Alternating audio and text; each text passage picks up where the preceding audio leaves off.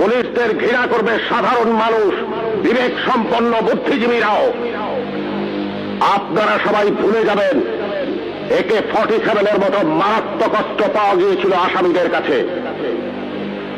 যদি জনগণের কাছে ধরা পড়ে ওই আসামিরা গণপিটুনিতে মারা যেত, আপনারাই বলতেন ভালো হয়েছে, পুলিশের কাছে গেলে ছাড়া পেয়ে যেত।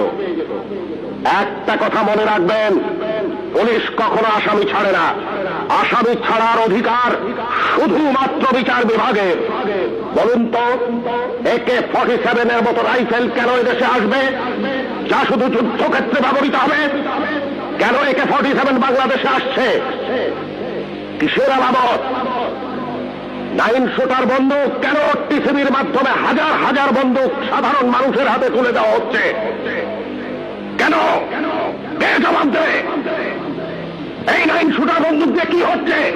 হচ্ছে চাঁদাবাজি, হচ্ছে খুন, হচ্ছে সন্ত্রাস। কে বন্ধ করবে এই সন্ত্রাস? কে জবাব দেবে? কে জবাব দেবে?